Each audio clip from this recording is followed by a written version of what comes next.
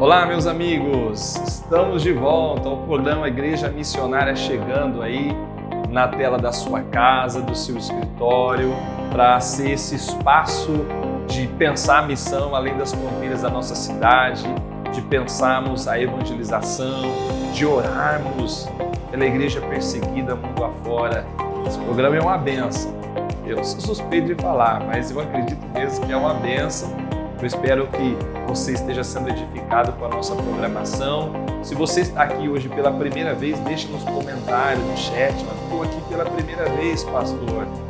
E deixa aí da cidade onde você nos acompanha. Vai ser muito bom a gente poder conhecer um pouco mais o nosso público, as pessoas que acompanham a nossa programação. Nós vamos à nossa vinheta de abertura, voltamos daqui a pouco.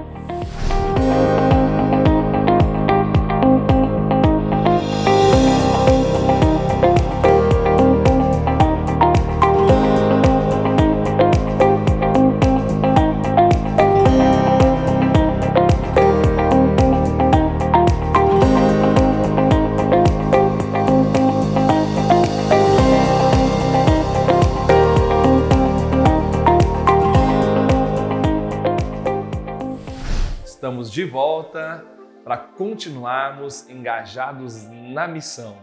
Que bom que você está aqui. Espero que você já tenha compartilhado o link com amigos, grupos de WhatsApp. Quero te encorajar a fazer isso, tá bem? Compartilhar da nossa programação, se engajar na tarefa missionária. Sempre nós começamos a nossa programação com uma frase missionária. E a nossa frase de hoje vem de um pastor e missionário chamado Carlos Del Pino. Ele, escrevendo sobre a responsabilidade missionária da igreja, ele disse assim: da igreja local é a visão e a vocação, e dela também deve ser o empenho, o esforço. Carlos Del Pino, quando escreveu isso, estava falando a respeito da importância da igreja local ser responsável pela tarefa missionária.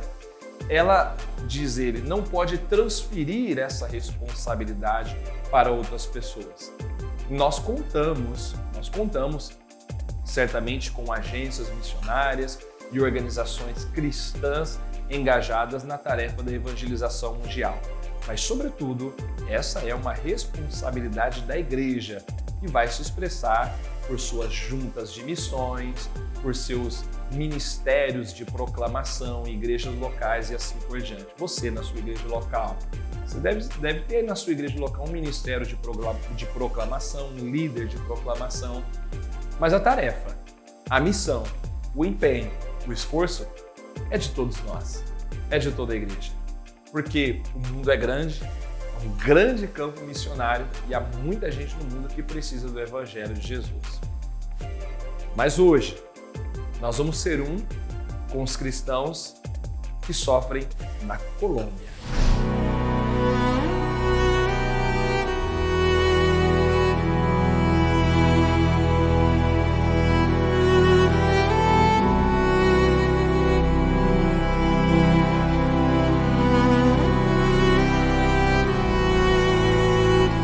Meus amigos, a Colômbia você conhece, não é? É um país vizinho, nosso vizinho sul-americano, um país que conta com aproximadamente 50 milhões de habitantes.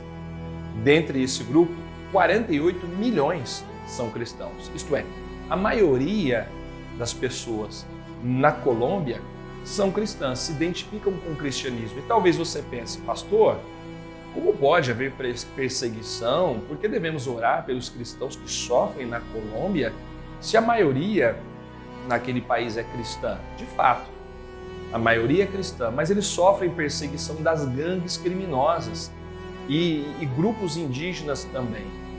Grupos de guerrilha ameaçam, assediam, extorquem e até mesmo matam líderes de igrejas, que se tornam alvo porque muitas vezes eles denunciam a corrupção, por defenderem os direitos humanos e se oporem aos cartéis.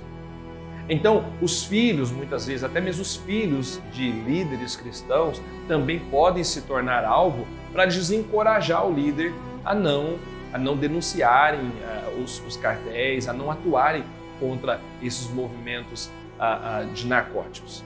Essas formas de atuação, de opressão na Colômbia são comuns, especialmente em áreas rurais e também em pontos mais remotos do país. Em comunidades indígenas, a perseguição tende a focar em cristãos que se convertem e muitas vezes eles deixam as crenças da tribo, se convertem e eles sofrem algum tipo de opressão. Percebe então como, apesar de haver uma maioria cristã, existem muitos desafios que os nossos irmãos colombianos enfrentam? Nós temos promessistas na Colômbia. Vamos orar por esse país? Vamos orar por essa nação? Que Deus os ajude e que eles sejam encorajados e fortalecidos em sua fé. Na nossa lição bíblica, nós vamos orar então por proteção. Proteção para pastores e comunidades que são alvo de grupos do crime organizado. Vamos orar e interceder por sabedoria e presença do Espírito Santo para que os cristãos colombianos indígenas permaneçam firmes no Evangelho. Junte-se a mim, vamos orar a Deus. Querido Senhor, Salvador nosso, oramos pelos irmãos da Colômbia. Oramos pelos teus filhos e filhas que sofrem algum tipo de opressão por causa de sua fé. Oramos por pastores que são oprimidos, que são assediados, que são extorquidos, são perseguidos por gangues, por grupos extremistas e precisam de ajuda para permanecerem firmes, precisam de ajuda e força do Senhor para não desanimarem, para continuarem trabalhando pelo Evangelho do Reino e cumprindo bem a missão.